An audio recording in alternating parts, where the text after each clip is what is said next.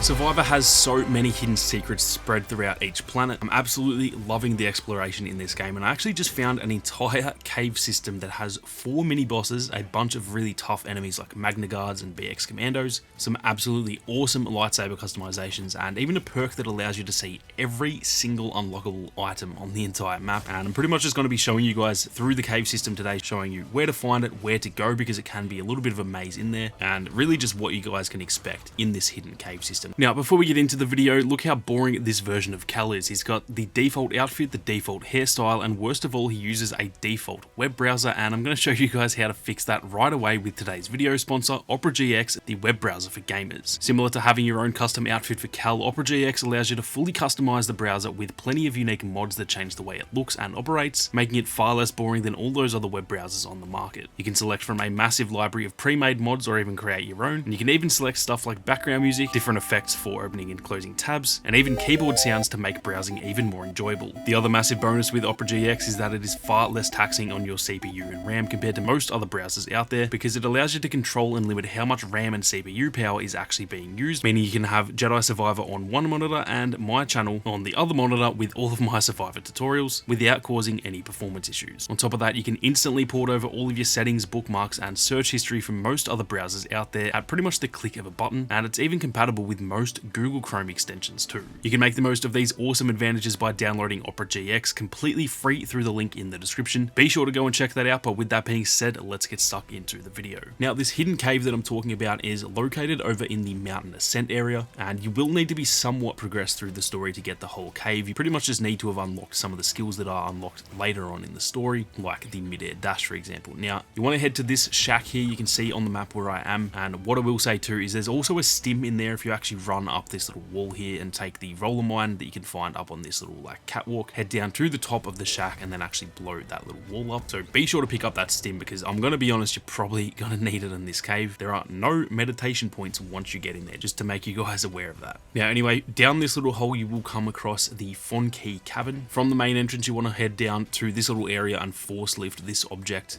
at which point you can jump down the hole. Now watch out for the droids on your way there. They do have grenades, and while you're force lifting that object, they will definitely try and blow you up. Now from here you want to jump across the gap, and then over on the left here there's actually a boss fight with Seb Ashan, who is actually one of Ravis's highly trained raiders. And to actually access this boss fight, you want to use these weird like glowing plant things. I don't even know what they are. They're almost a little animal as well, but pretty much like the roller mines, you can pick these up and throw them at the door and they will blow up that door. Now something that is worth noting is that the interesting part about these bosses is that if you don't take them out individually like I'm going to show you in this video, they will actually gang up on you at the end. So I would definitely recommend taking them out in the order that I'm showing. That said, if you want a really hard challenge and you want to fight 3 of these guys that I'm showing here, all in a very tight contained area, then feel free to skip these guys and you will come across all of them at the end, but I will show you that later on. Now once you do beat Seb Ashan here, you want to head down into this little hole that you can create in the floor by using your force powers again, and in here you will find the duelist emitter lightsaber part, which I believe this actual whole lightsaber, and we're going to find all the parts you guys need in this video, I believe this is actually kind of like inspired by Count Dooku's saber. Now it's obviously not curved, but it does have some very reminiscent elements of Dooku's saber, and if you guys are big on customization, you are definitely going to enjoy it.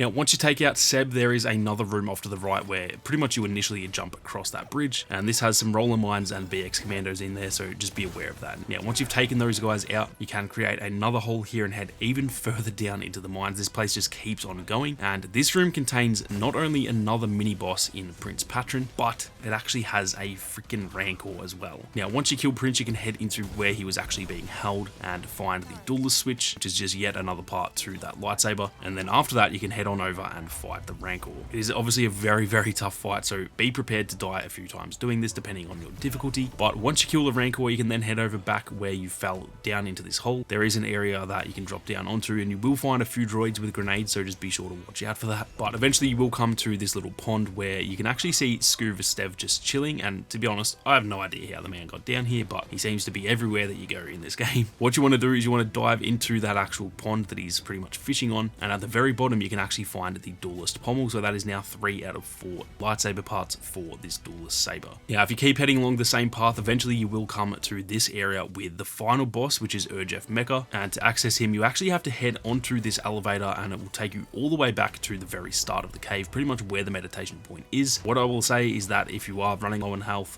definitely hit that meditation point and rest, because like I said, there are actually no meditation points down in the actual cave system. From here, you want to grab another one of these weird plant looking things, take it back down that elevator, and then you can blow up the door from there, and you will enter into that third boss fight with Urjeff Mecha. Now, once you take out the final boss, you will be able to find the final Duelist part here in the chest that is pretty much right near the boss fight. It's essentially impossible to miss, and then again, heading along the main path, you will come across an area where they would have actually trapped you in a room if they were still alive. So like I said earlier, if you purposely didn't kill these guys, this is where you're going to get trapped, and all 3 of those mini bosses that I've just shown you will attack you all at once. So that's definitely, in my opinion, worth taking them out one by one. The lack of meditation points in this place would make that a very frustrating fight, but if you're up for a challenge, then definitely give that a crack. Now, you will eventually come to this room where you can actually see a control panel. You want to have BD1 scan it, and you will actually unlock one of the best upgrades in the entire game, which is the ability to see unfound chests, stims, and BD1 upgrades on the map at any given point. This is an absolute hack if you guys are completionists or you're just looking to try and find as many different items as you can. So if that sounds like you, this is definitely worth getting your hands on. From here, you can simply make your way back out to the entrance of the cave, but I will say as well, definitely be sure to give it all another check, because there are definitely a lot of other collectibles scattered throughout the entire cave system. This place is definitely worth checking out for the map upgrade and just the Duelist saber alone. I'll show the Duelist saber on screen for you guys now. It is absolutely clean. The emitter actually has that little hook on the end like Count Dooku saber, which is why I think this is definitely inspired by it. Obviously just the name as well, Duelist. Count Dooku is one of, if not the single best duelist in Star Wars history, so it's definitely a very clean lightsaber to have, and that and the map upgrade are definitely worth it alone. But I will say, just the entire cave system is absolutely worth checking out too. The mini bosses, the Rancor,